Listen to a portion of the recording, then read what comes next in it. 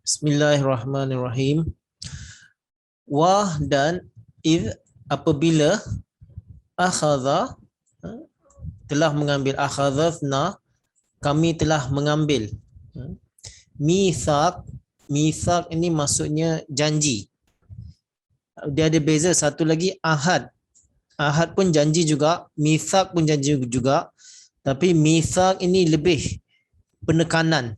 Itu janji yang lebih ada penekanannya, yang mungkin ada secara bertulis dan ada janjinya, ada sumpahnya, ada sumpah setianya. Itu maksud mithaq.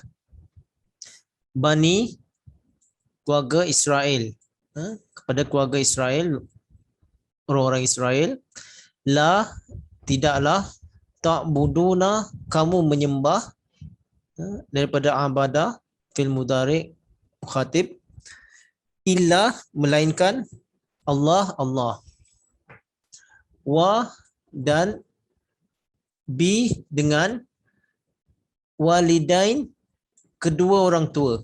Walidain maknanya kedua orang tua. Ihsana berlaku ihsan, berlaku belas kasihan.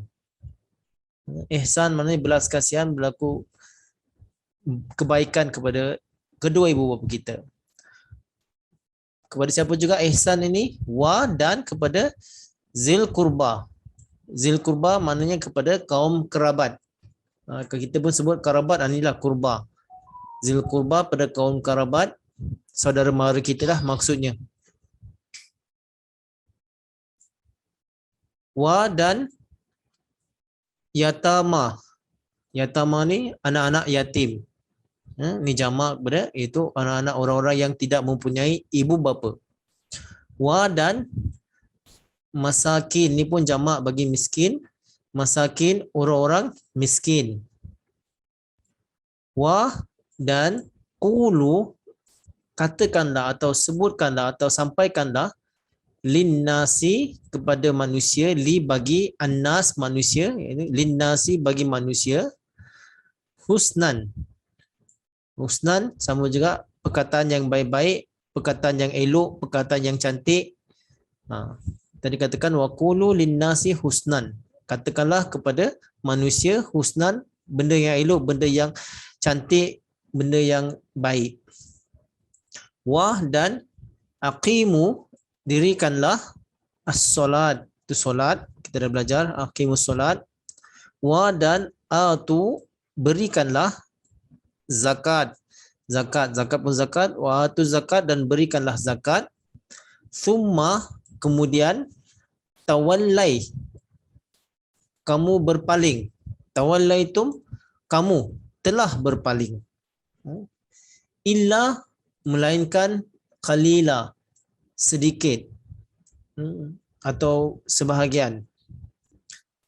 Min, dari kum, kamu. Minkum, dari kamu, sebahagian dari kamu. Wa dan antum, kamu itu mu'ridun, yang sentiasa. Mu'ridun ni maknanya yang membantah, membangkang, memberi alasan. Itu semua maksudnya dari memberi araz, membantah, menghalang atau menolak, memberi alasan. Itu semua mu'ridun. Jadi terjemahannya yang mudah dan tafsir ringkasnya, wa idh akhazna mitsaqa bani Israila la ta'buduna illallah. Dan ingatlah apabila kami telah mengambil janji dari Bani Israel supaya mereka tidak menyembah selain kepada Allah. Wabil walidaini ihsana, dan berlaku baik juga terhadap kedua ibu bapa. Berlaku baik juga wazil kurba, dan terhadap kaum kerabat atau sanak saudara. Wal yatama, dan terhadap anak-anak yatim. Wal masakin, dan terhadap orang-orang miskin. Wa qulu linnasi husna, dan katakanlah kepada, dan sampaikanlah atau berkata-katalah dengan manusia dengan baik, dengan elok. Wa aqimus salata wa atuz zakat, dan dirikanlah solat dan berikanlah zakat. Thumma tawallaitum illa qalilam minkum, Kemudian kamu berpaling melainkan sedikit saja di antara kamu. Wa antum mu'ridun, dan di antara kamu ada yang membantah, memberi alasan. Itu juga. Okey. Jadi kita dah belajar sebelum ini bahawa banyak kesalahan, banyak dosa yang telah dilakukan oleh Bani Israel. Kita dah lihat belajar sebelumnya, Allah Ta'ala suruh mereka ingat bagaimana mereka membuat kesalahan di zaman Nabi Musa alaihissalam. Allah Ta'ala maafkan, mereka sembah lembu pun Allah Ta'ala ada maafkan. Kemudian banyak lagi kesalahan-kesalahan yang Allah Ta'ala dengan perantaraan Nabi Musa alaihissalam masih tetap maafkan mereka, dan sampailah mereka baru-baru ni kita belajar mereka merubah ayat-ayat, dan ada juga mereka yang munafik secara politik terhadap Rasulullah sallallahu alaihi wasallam, dan banyak lagi. Jadi ayat ini pun terus memberikan gambaran bahawa dosa-dosa yang mereka lakukan. Dan kita dah belajar bahawa wa iz akhazna misaqa, dan ingatlah apabila kami telah mengambil janji kepada Bani Israel. Kita dah belajar sebelum ni janji itu apa? Janji itu itulah yang pelajaran Taurat yang mereka terima. Kan 10 Commandment itu yang mereka terima daripada Nabi Musa alaihissalam. Kemudian suhuf Nabi Musa alaihissalam. Semua kitab syariat mereka itu semua janji-janji mereka. Jadi maknanya misak ini adalah janji-janji yang bertulis, yang kuat, yang mereka tak boleh nak elak lagi, dan benda tu ada termaktub dalam kitab syariat mereka. Apa dia? La ta'buduna illallah. Mereka tidak menyembah selain kepada Allah Subhanahu Wa Taala. Jadi bila ayat ini berulang diperingatkan, memang mereka menyembah Allah Subhanahu Wa Taala, tetapi lama kelamaan berlaku kerusakan dalam agama mereka, dan ada di antara mereka yang melakukan syirik. Secara jelas saya tak dapat sampaikan apa syirik-syirik yang mereka lakukan, nanti kita boleh cari. Tapi di sini mereka telah melakukan syirik. Cuma ada satu rekod yang dikatakan di Yaman ketika semasa zaman Rasulullah sallallahu alaihi wasallam, orang-orang Yahudi yang berada di Yaman, mereka dah jauh banyak melakukan syirik terhadap Allah Subhanahu Wa Taala. Nanti kita sama-sama cek di Yaman waktu semasa zaman Rasulullah sallallahu alaihi wasallam, orang-orang Yahudi yang tinggal di Yaman, banyak di kalangan mereka yang telah melakukan syirik terhadap Allah Subhanahu Wa Taala. Sama juga seperti dalam Islam ni kan, banyak kadang-kadang mereka kata dah beriman kepada Allah, beriman kepada Rasulullah sallallahu alaihi wasallam. Mereka tahu, tapi ada juga berlaku syirik di tengah-tengah Islam. Sebagai contoh, ada yang berdoa di tengah-tengah kubur, ada yang berdoa kepada batu-batu, dan ada juga seperti itu. Banyak lagi lah contoh-contoh. Jadi inilah antara syirik-syirik yang berlaku di tengah-tengah Islam. Sama juga berlaku kepada orang-orang Yahudi. Semasa zaman Rasulullah SAW pun dah ada berlaku syirik di kalangan orang-orang Yahudi pada waktu itu.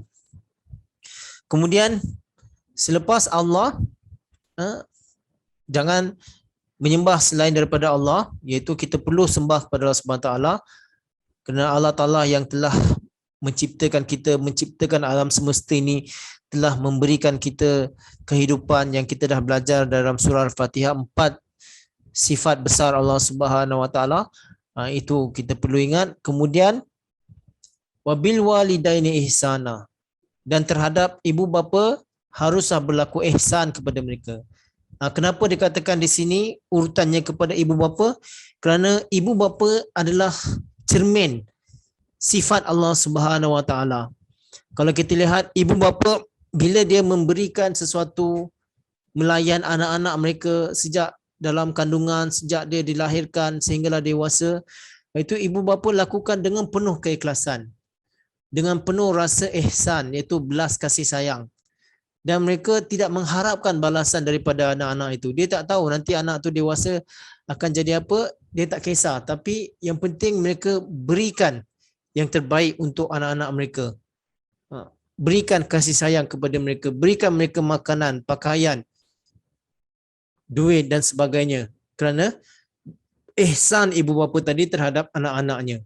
Jadi ini peringatan kepada anak-anak nanti bila mereka dewasa, mereka harus mengenang budi terhadap ibu bapa mereka. Begitu juga sebagaimana terhadap Allah Subhanahu Wa Taala. Tadi saya dah katakan ibu bapa ini adalah cerminan sifat Allah Subhanahu Wa Taala. Allah Taala pun bila diberikan kepada kita dengan rasa ihsan, Rahman dan Rahim. Dia tidak mengharapkan kerana dia cukup, semua dia ada. Tetapi kalau hamba-Nya yang pandai bersyukur, sujud, berterima kasih kepada Allah Subhanahu Wa Taala, dia akan mendapat kasih sayang daripada Allah Subhanahu Wa Taala. Begitu jugalah anak-anak. Kalau mereka tahu menjaga hati ibu bapa mereka, bantu mereka, berikan kasih sayang kepada ibu bapa mereka, mereka juga akan mendapat kasih sayang daripada ibu bapa mereka. Jadi ini peringatan untuk orang-orang Yahudi pada waktu itu dan untuk seterusnya juga.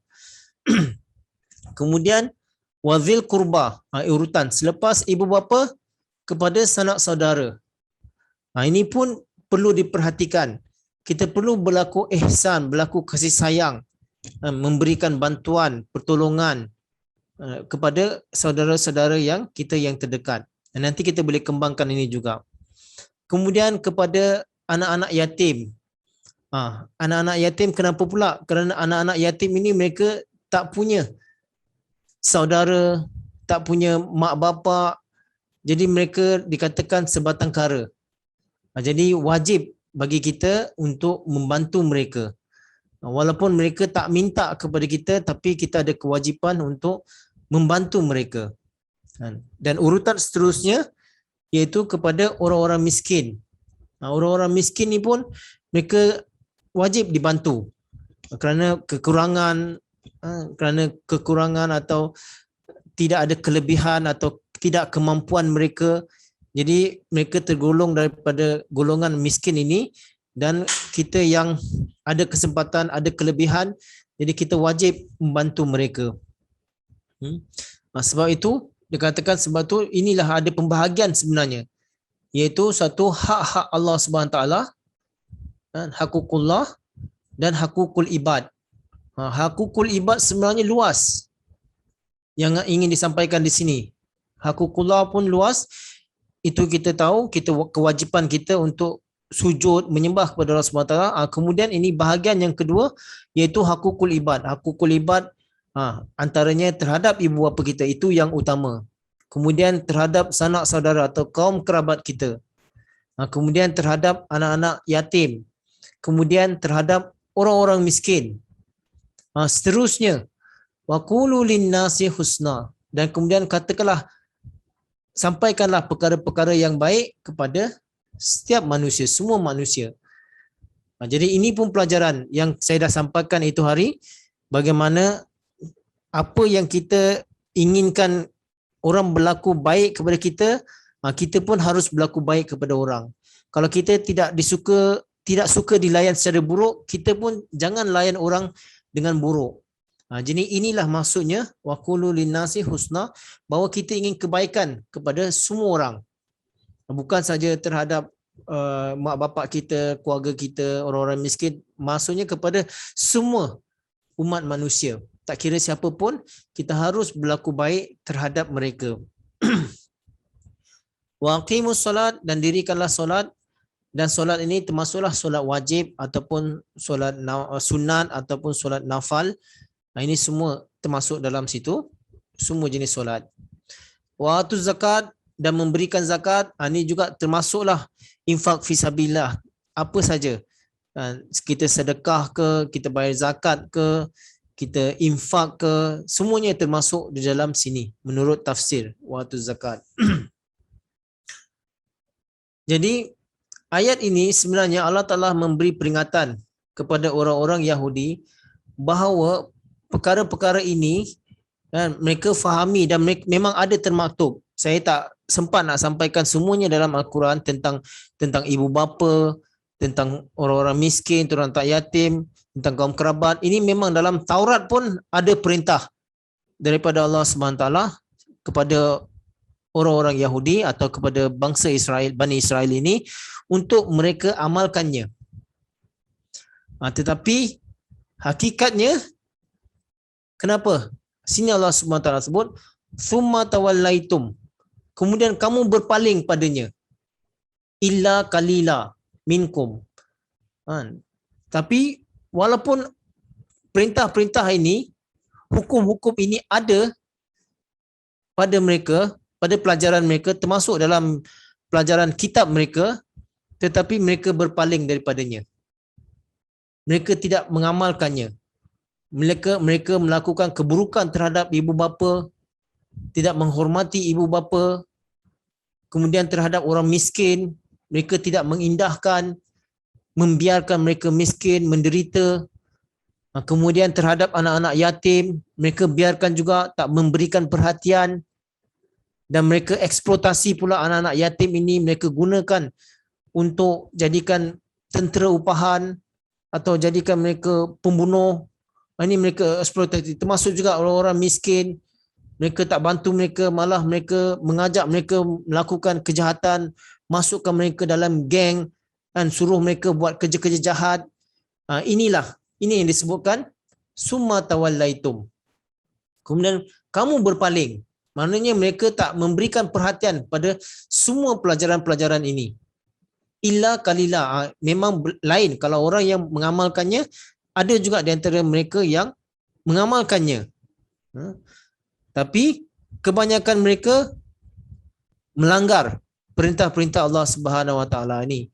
Walaupun kita lihat, kalau kita katakan tadi mereka tak mau menerima Nabi Isa alaihissalam.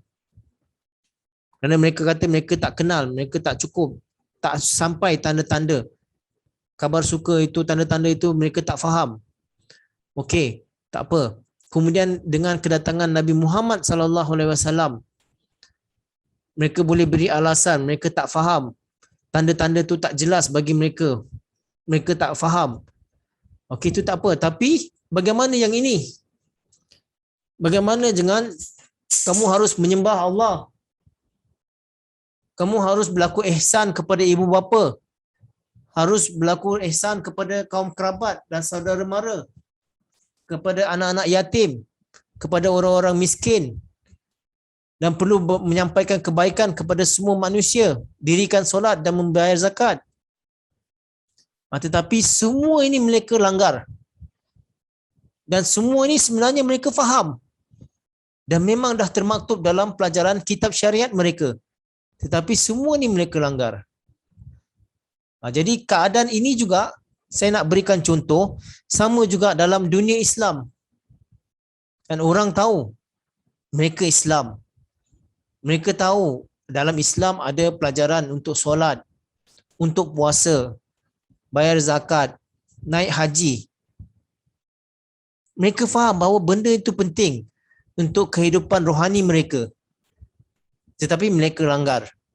Mereka tak puasa, mereka tak solat, tak bayar zakat, jauh lagi kalau nak pergi ke haji. Kemudian mereka tahu juga dalam Islam dilarang untuk kita berzina atau bercakap bohong atau menindas atau menipu. Itu semua pelajaran-pelajaran jelas yang ada di dalam Al-Quran Karim. Mereka faham. Tetapi mereka lakukan juga. Walaupun mereka faham, walaupun mereka pernah belajar, walaupun mereka pernah selalu diperingatkan, di rumah diperingatkan, di sekolah diperingatkan, di pengajian tinggi pun diperingatkan, pergi ke majlis-majlis pengajian masjid selalu diperingatkan, tapi mereka tetap melakukan dosa-dosa, menipu, menganiaya, bohong dan sebagainya. Ini yang disebutkan summa tawallaitum. Jadi keadaan itulah yang berlaku kepada umat Yahudi pada waktu itu. Walaupun pelajaran-pelajaran ini ada, tapi mereka melanggarnya. Mereka tetap melakukan dosa-dosa, melakukan kesalahan. Okeylah kalau mereka tak mau terima Nabi Isa, tak mau terima Nabi Muhammad, mereka kata mereka kurang jelas, tidak faham. Tapi yang ini, yang mereka faham, dah memang termaktub. Tetapi kenapa mereka runtuh akhlak mereka dalam semua perkara di atas ini. Illa qalila, kecuali sedikit saja, illa qalilan minkum, sedikit saja di antara mereka. Wa antum mu'ridun, dan mereka itu, kamu itu semua banyak yang berdolak dalih, banyak yang memberikan alasan. Wa antum mu'ridun ini macam-macam lah mereka berikan alasan. Contohnya dalam Islam, mereka kata, oh pelajaran Al-Quran ini, Islam ini, solat, puasa ini untuk orang yang dah tua. Saya masih muda. Saya nak enjoy dulu, nak pergi sana, nak pergi sini. Nantilah umur 40 nanti baru saya bertaubat, saya akan lakukan semua ini. Ini yang dimasukkan wa antum mu'ridun. Kamu tu cuma berdolak dalih saja. Kemudian juga ada orang yang banyak berikan alasan, mereka tak mau buat, susah. Kan? Saya nak enjoy, nak nikmat dulu, nak buat ni, tak mau ikut agama. Kalau ikut agama tak boleh buat semua tu, tak boleh nak enjoy. Jadi agama tu tolak belakang, tolak tepi. Kan? Tak perlu ikut agama walaupun mereka tahu agama itu betul, agama itu akan mengajarkan kebaikan. Agama itu yang boleh menyelamatkan mereka daripada kesusahan, misery yang membuatkan mereka akhirnya hidup dalam penjara. Banyak di antara kita, kan, anak-anak jemaat yang masih muda pun ada juga. Di masa umur yang muda dah dimasukkan ke dalam penjara. Kerana ikutkan tadi kemahuan mereka, hawa nafsu mereka. Yang dikatakan wa antum mu'ridun, mereka berdolak dalih. Mereka tak mau agama, mereka nak enjoy, mereka nak kemewahan. Mereka nak buat apa saja yang mereka suka. Mereka ingin nikmati kehidupan di dunia ini. Inilah masanya. Hidup hanya sekali, dan banyaklah kalau kita dengar tu memang macam-macam. Itu yang dikatakan wa antum mu'ridun. Mereka sentiasa memberikan alasan-alasan untuk membuatkan pekerjaan kesalahan, dosa itu menjadi justify. Justify itu maksudnya wajar, menjadi wajar bagi mereka.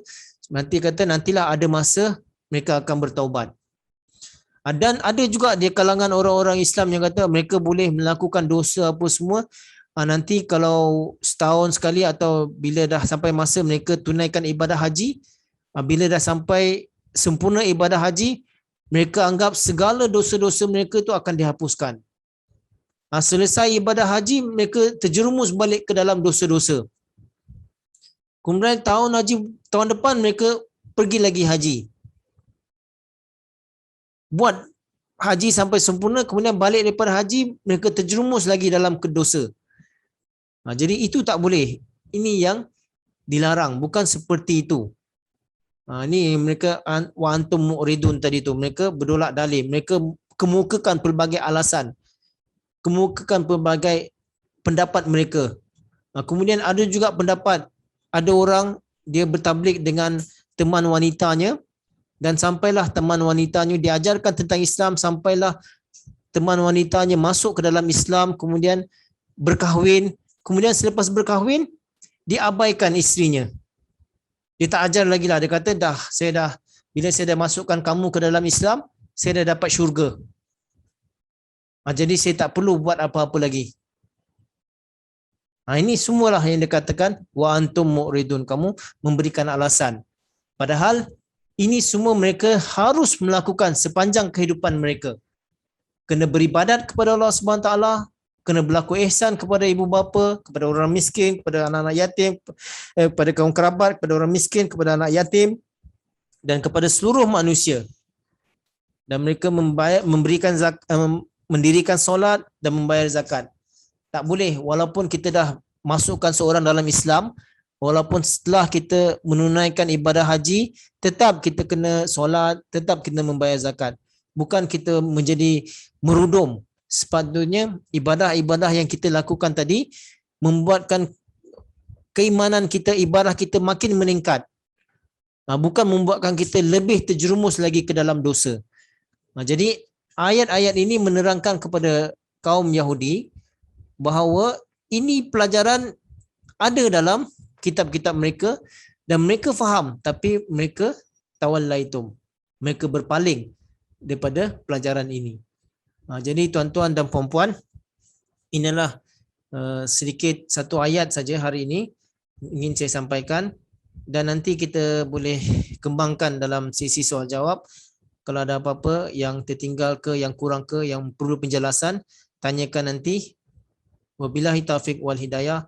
Assalamualaikum warahmatullahi wabarakatuh. Jazakumullah.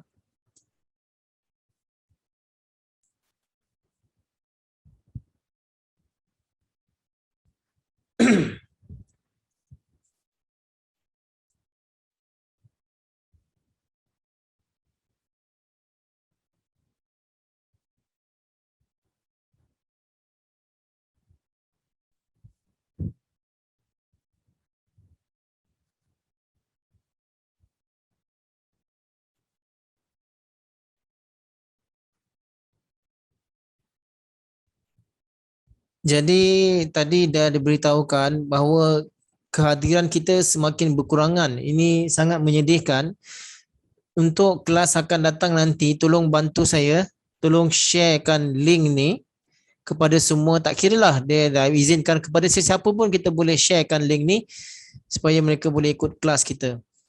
Terutamanya mereka yang dah berdaftar lah, yang berdaftar tapi tidak hadir ke dalam kelas. Itu kita perlu jemput mereka kembali untuk hadir dalam kelas. Boleh bantu saya?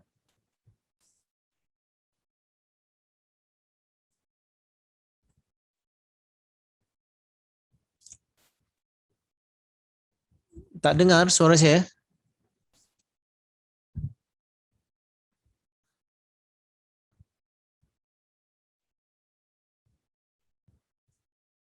Okay. Kemudian saya dah beritahu kepada pihak Itikah. Oh, tak, siapa nak jawab tolong angkat tangan eh. Nanti saya bukakan dia punya mic. Saya dah beritahukan saya ambil cuti setahun, cuti tahunan saya 12 hari.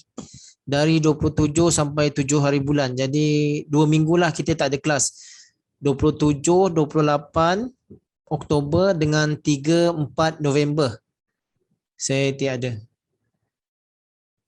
Tolong angkat tangan siapa nak tanya soalan ke apa-apa ke.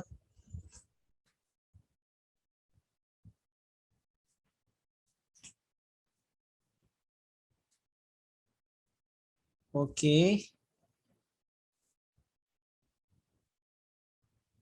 Boleh? Okay.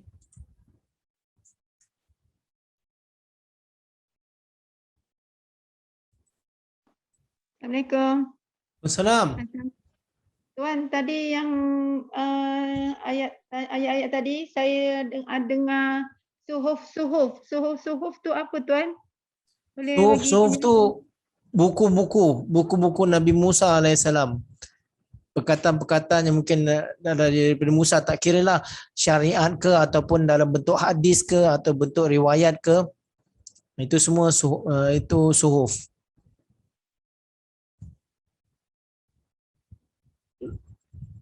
Suhuf ni macam hadis lah.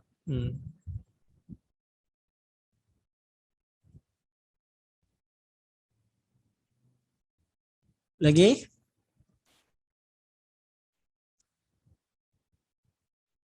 Siapa nak tanya boleh angkat tangan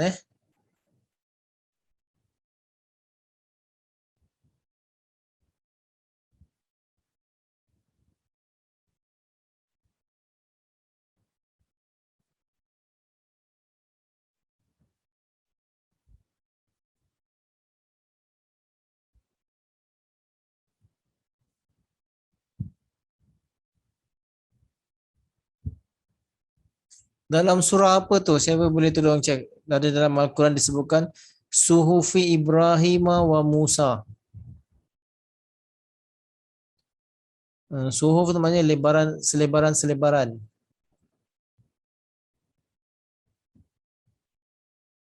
Helaian-helaian.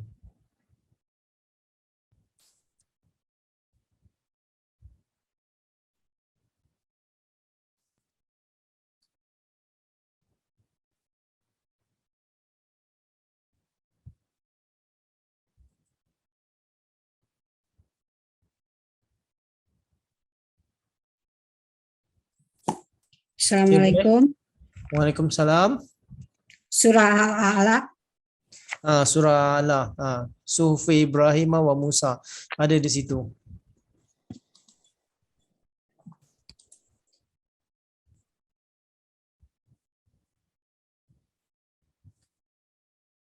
Ya, siapa lagi?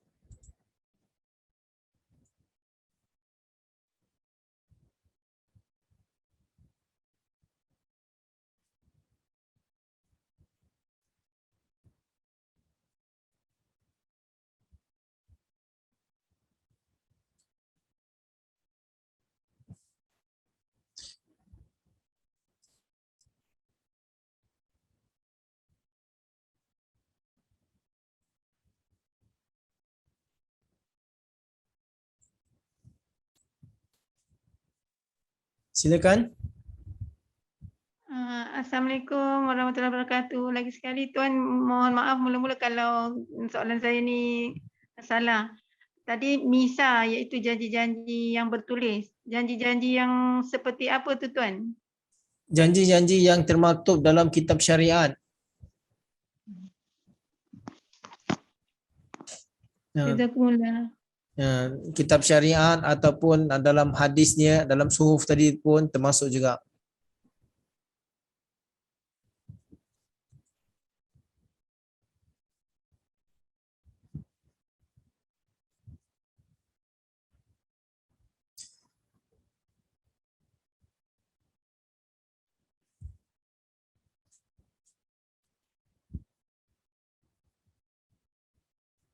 Siapa nak share dengan saya, siapa nak bantu saya, apakah dosa yang mereka lakukan terhadap ibu bapa? Contohlah, tak kira lah zaman dulu ke zaman sekarang ke, semua ni lah. Wabil walidaini, zil kurba, yatama, miskin, ni semua banyak ada contoh. Siapa nak berikan contoh lain?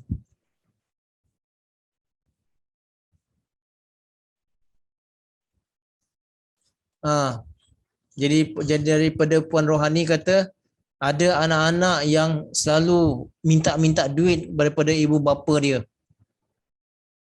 Pinjam duit daripada ibu bapa dia. Tapi dia tak ganti. Ada yang ambil dadah, minta mak ayah duit, tak bagi dia bunuh, tak bagi dia bakar. Betul kan? Ada tak terjadi seperti itu?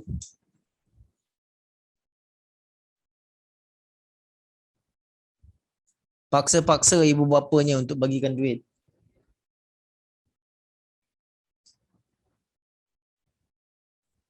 Ada tak? Okey, itu sudah.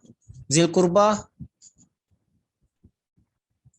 Jadi contoh dah diberikan. Zil kurba apa pula?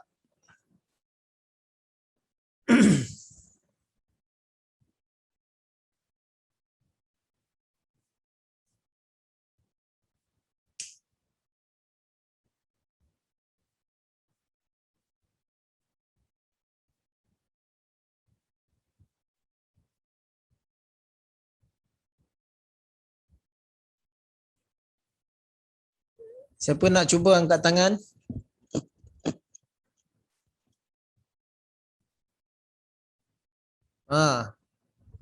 Merampas harta kerabat atau saudara, mengambil hak. Yalah, ini pun banyak terjadi. Kan? Berebut pasal tanah, berebut pasal rumah pusaka. Jadi berkelahi, bergaduh sampai berbunuhan. Ini pun dilarang oleh Allah Subhanahu Wa Taala. Sepatutnya mereka sepakat, kan, berikan bahagian masing-masing dengan jujur. Dan ada yang mak ayah dia amanahkan tanah kepada dia, tapi dia bulut seorang saja. Dia tak agih-agihkan sampai kepada adik-beradik yang lain. Ini pun ada terjadi juga. Kemudian bila saudara lain tuntut, dia bagilah sedikit setahun, sedikit. Tetapi keuntungan yang dia dapat banyak.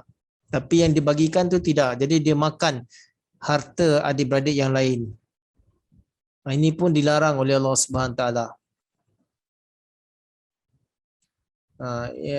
Tidak mau menjaga ibu bapa bila dah tua. Okey, itu semua sudah. Yatama, macam mana pula contoh?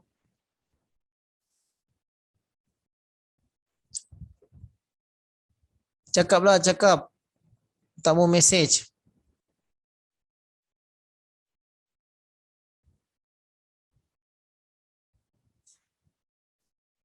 Ini perintah Al-Quran. Wajib kita bantu anak-anak yatim ni. Kenapa?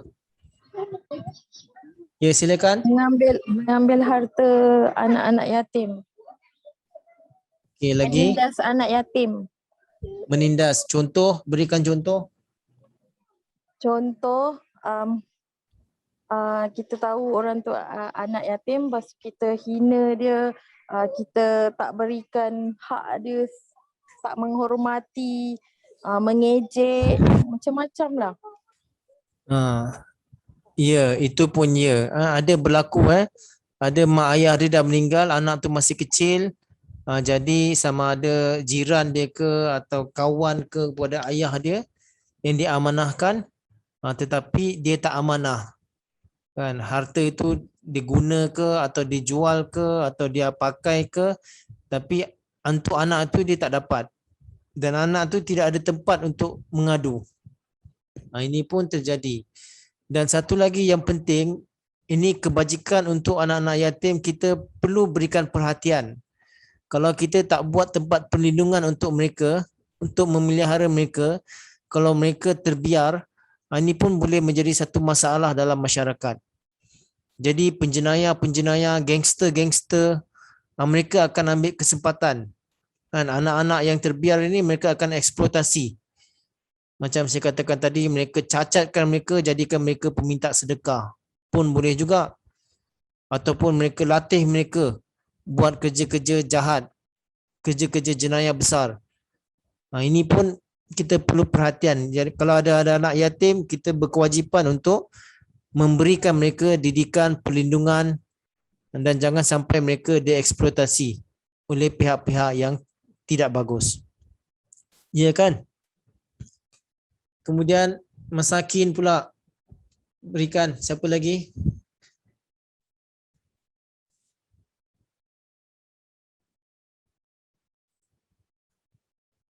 Yang lain?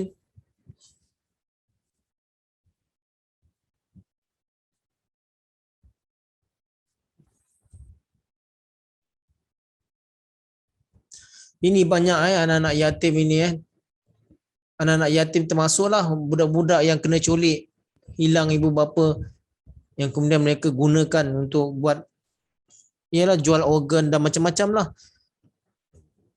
Jadikan mereka peminta sedekah. Atau jadikan mereka pelacur. Itu banyak berlaku dalam dunia hari ini.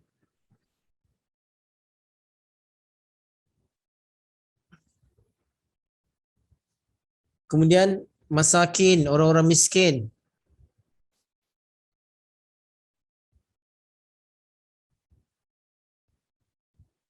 Kenapa kita perlu menjaga mereka, memelihara mereka, beri perhatian kepada mereka? Siapa belajar ekonomi, cuba jawab secara ekonomi.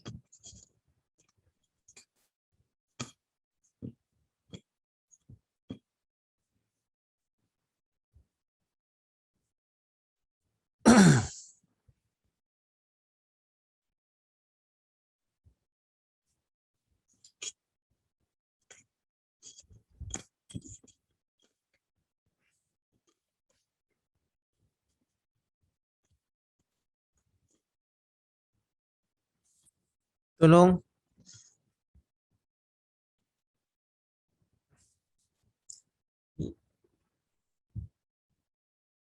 Ya, silakan. Assalamualaikum. Bagaimana menangani orang-orang miskin tadi dan anak-anak yatim? Seperti yang kita tahu dalam ayat ni kan, suruh bayar zakat kan. Jadi di dalam untuk orang-orang yang kaya dan berharta tu, di dalam harta mereka memang ada hak untuk orang-orang miskin dan anak yatim dan yang memerlukan dan juga saudara mara. Okey. Itu je lah yang dapat saya share. Okey, siapa nak tambah silakan. Assalamualaikum.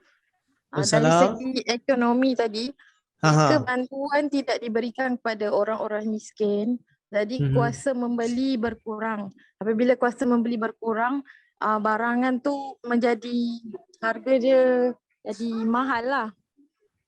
Mhm. Dan jadi bila harga mahal, ekonomi pun akan efek lah. Selain tu ada juga kadang-kadang macam kuasa-kuasa orang-orang politik yang dia dapat dana dan dia tidak memberikan hak yang benar lah kepada orang-orang miskin ni. Dia ambil banyak, maksudnya tidak amanah dalam menjalankan bantuan, hulurkan bantuan tu. Dia dah songlap dulu duit ke. Jadi ini semua ada kesan-kesan kepada kita semualah. Jadi semakin banyak orang-orang miskin yang melarat ataupun tidak dihulurkan bantuan, tidak dicari. Jadi apabila diorang miskin lagi dan diorang tak ada bantuan, mereka akan mula melakukan kejahatan. Apabila melakukan kejahatan, macam-macam lah, boleh mencuri, boleh pelbagai. Jadi itulah kesan dia berulang balik lah. Macam ekosistem jugalah. Jazakumullah. Okey. Nur Latifah pula.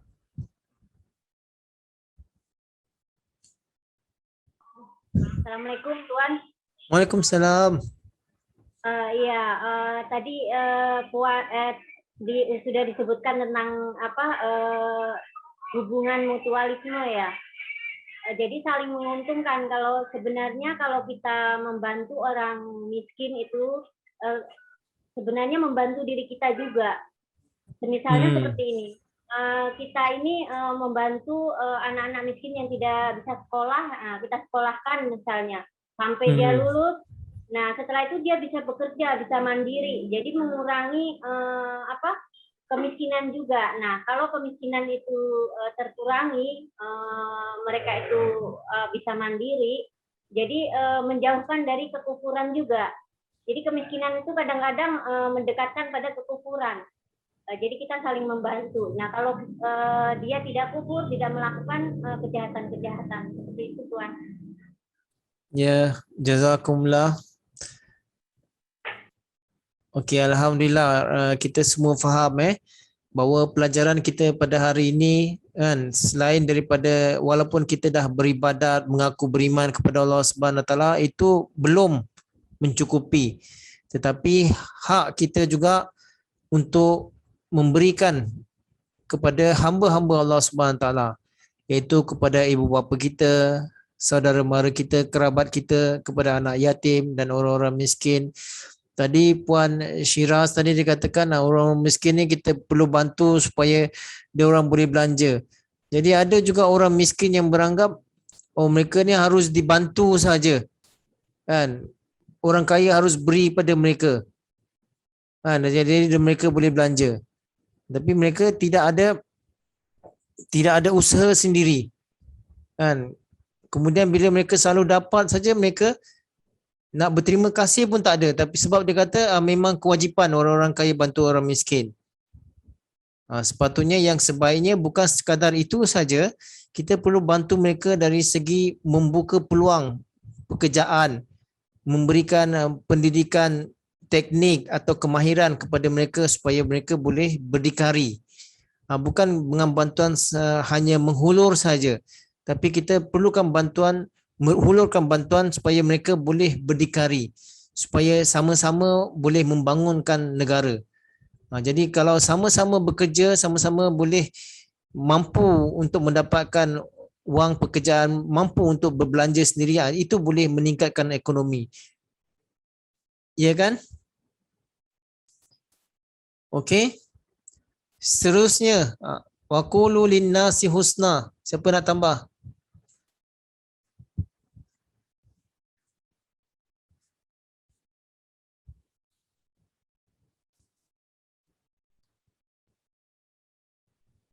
Waqulu linnasi husna. Siapa nak tambah?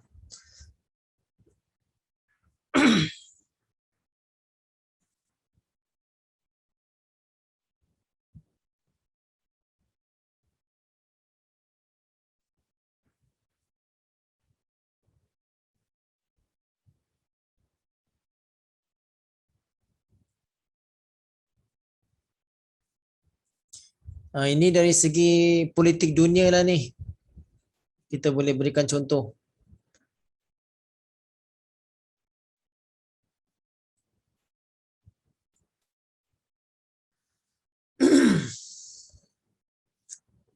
Sebutkan. Angkat tangan, sebutkan.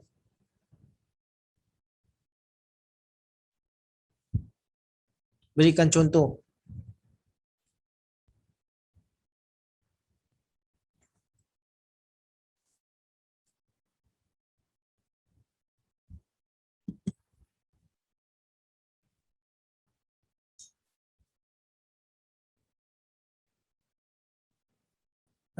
Sudah?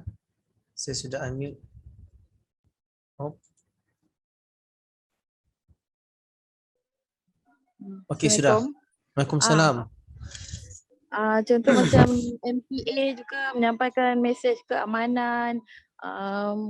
Lepas tu macam ceramah kesihatan yang dilakukan CKKM ke apa benda, yang untuk kebaikan lah. Lepas tu untuk kemanusiaan. Bila kita pergi ke macam seminar-seminar ke untuk menambah kewangan ke itu semua ilmu-ilmu yang baik lah untuk kita memperbaiki diri kita, untuk memajukan diri kita. Ya, Itu saja. betul. Lagi? Lagi. Bagi contoh lagi. Baru-baru ni Lajnah ada buat apa tu? Yang apa, yang stres. Mental awareness tu. Itu Ya, pun termasuk mental dalam awareness sini. tu. Itu Wa qulul lil termasuk insani dalam husna. menghulurkan, memberikan bantuan, memberi sokongan rohani dan jasmani jugalah. Kita ajak mereka untuk berbicara daripada hati ke hati, mendengar masalah mereka dan kita beri sokongan lah.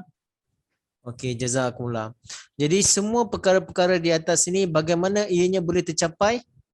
Di sini kuncinya.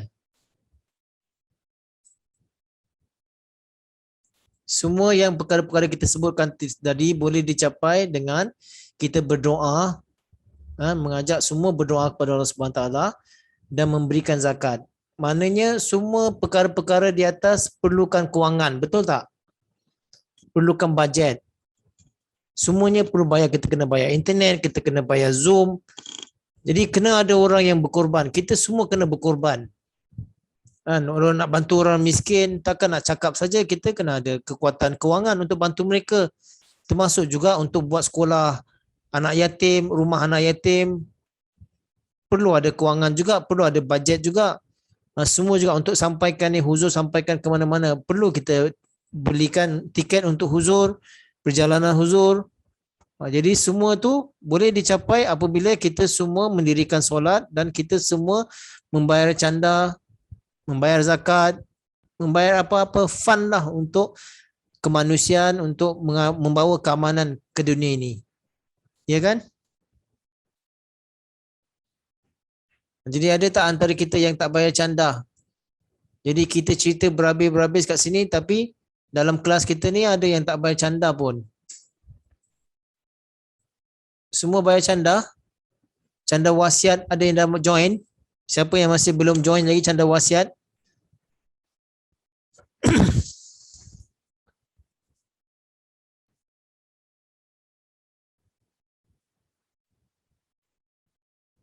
Jangan kita jadi macam ni. Dah tahu semua ni, summa tawallaitum. Kamu semua berpaling. Yang join, yang buat sedikit saja. Kita di mana? Kita di sini ke? Atau di sini? Ini kumpulan 1, ini kumpulan 2. Tanya diri masing-masing. Kita di sini ke atau kita di sini? Yang banyak beri alasan, ya, atau berpaling, kemudian ni banyak beri alasan. Satu memang dah berpaling, dah tak mau dah. Dengar pun tak makan nasihat. Atau kita yang sedikit yang buat atau yang banyak bagi alasan. Kita yang mana?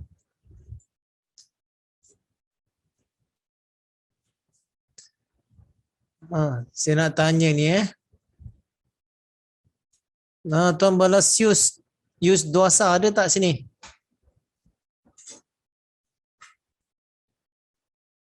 Tuan Yus? Tak ada. Fatimah. Siapa ni? Fatimah. Mana tadi? Fatimah Muhammad Salihin. Ada tak?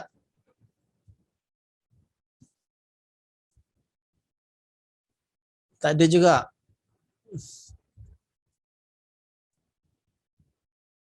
Mana ni? Hilang mana?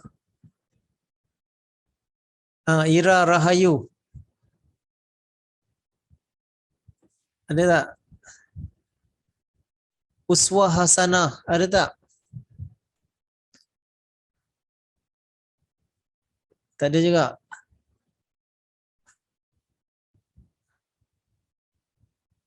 Said Muammar, Said Ammar. Ada? Tak ada? Hai. Tak, soal dia semua hilang. Okeylah, saya harap kita di sini walaupun sedikit tapi yang berkualiti.